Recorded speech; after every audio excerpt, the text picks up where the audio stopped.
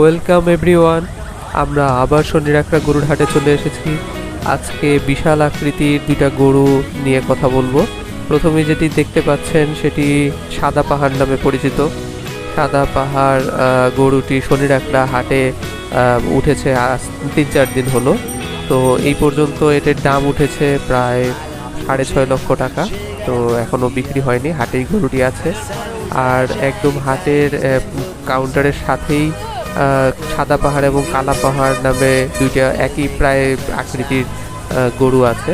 তো এগুলো মূলত দাম 5.5 লক্ষ থেকে 6 লক্ষ টাকার উপরে এখন পর্যন্ত চাওয়া হচ্ছে। এছাড়াও বিভিন্ন ছোট বড় মাঝারি সাইজের গরু আছে।